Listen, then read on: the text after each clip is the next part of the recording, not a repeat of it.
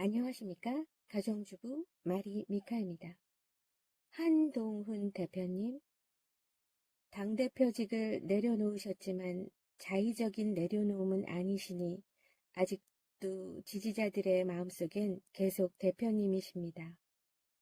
저는 대표님을 처음 알게 된 건 문재인 정부 시절 채널A 사건으로 좌천을 거듭할 때부터 한동훈이라는 검사에 대해 알게 되었고, 그때는 이름을 아는 정도의 사람이었는데 본격적으로 알게 된 것은 윤석열 정부 들어서면서 초대 법무부 장관에 지명되어 정식으로 소개되는 순간 50의 나이라고는 믿기 힘든 슈트발에 놀랐고, 약간의 떨림으로 또박또박 기자들의 질문에 답하는 모습에 또 한 번 놀라며, 그 후로 법무부 장관으로서 일반인들에게 생소했던 교정 공무원들의 처우 개선에 힘썼고, 제주 4.3 사건이나 직권재심과 인혁당 사건 피해자 추가 배상금 지연이자 면제 결정하시는 걸 보고 문재인 정부 내내 해결하지 못했던, 어찌 보면 진보 진영에서 더 먼저 해결했어야 할 일들을 그들도 하지 않고 있던 일을 과감히 처리하는 모습에, 저렇게 진영에 관계없이 오로지 국민의 억울함을 먼저 보고 해결하는 분이 정치하면 참 좋겠다는 생각을 갖고 있었는데요. 국민의힘의 잇따른 당대표 교체와 강서구청장 선거 패배로 페이스북에 딸랑 글 하나 남겨놓고 당대표직을 내려놓은 김기현 대표 이후 갈 바를 못 잡고 있는 국민의힘의 비상대책위원장으로 가신다고 할 때 정말 박수를 쳤습니다. 지난해 12월 26일 국민의힘의 비상대책위원장으로 취임하며 당사에서 입장문을 발표하실 때 이런 말씀을 하셨습니다.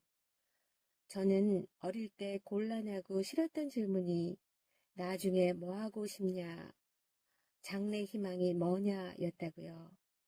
뭐가 되고 싶은 건 없지만 나라가 잘 됐으면 좋겠다는 마음을 갖고 있었다고. 그러면서 정치인은 국민의 공복이지 국민 그 자체가 아니라며, 국민의 대표인이 우리에게 잘해라가 아니라 국민의 공복이니 우리가 누구에게든 더 잘해야 합니다. 정치인이나 진영의 이익보다 국민이 먼저입니다. 선당 후사가 아니라 선민 후사해야 한다며, 국민의 힘보다 국민이 우선이라며 총선에서 지역구도 비례도 출마하지 않겠다고 선언하시고, 그 후로 108일을 총선을 위해 올인하셨죠. 그때부터 거의 매일 메이저 방송과 유튜브 등으로 활약하시는 모습들을 보면서 얼마나 국민 한 사람 한 사람에게 진심으로 다가가려는 모습을 보았습니다. 일부 삐뚤어진 정치인들이 대표님이 셀카를 요청하는 국민들을 뿌리치지 못하고 한 분이라도 더 성의껏 찍어드리는 모습을 셀카놀이 한다고 비하하기도 하셨는데요. 그때 그 비하하셨던 분들의 졸렬함에 분노했지만 얼마나 부러웠으면 저럴까 생각하며, 그런 얼토당토한 비난까지 받으면서도 유세 현장에서 만나는 한 분 한 분께 최선을 다하셨던 모습에 감동했고, 그 마음이 당대표를 그만두고 가실 때까지 변함없음에 한동훈이라는 정치인을 응원한다는 것에 자부심을 느낍니다.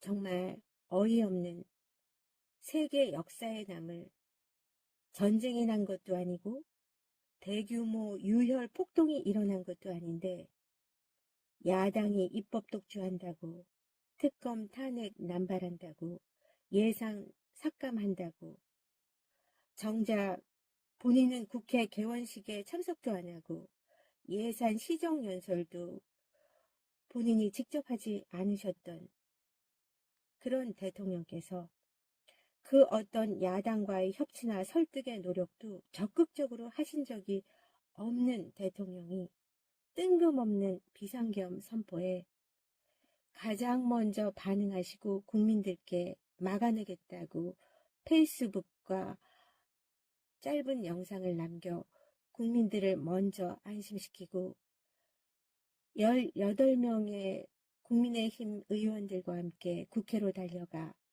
야당과의 협치로 비상계엄을 막아내셨고, 정치인으로 첫 말씀하셨던 선민후사의 정신으로 당과 진영의 이익이 아닌 오로지 국민의 안전을 먼저 생각한 당대표를, 국민을 볼모 삼은 듯 비상계엄을 선포했던 대통령을 지키겠다며 오직 국민의 안전을 먼저 생각했던 당대표를 온갖 욕설과 물병 날림까지 하며 당에서 내쫓은 의원들의 모습을 전해 들으며 진정한 민주주의가 무엇인지 모르는 분들이 국회에서 국민을 대변하고 있는 건 아닌지 절망했지만, 그래도 진실은 결국 하늘에 닿을 것이고 꼭 다시 이 시대의 리더로 서시리라 믿습니다.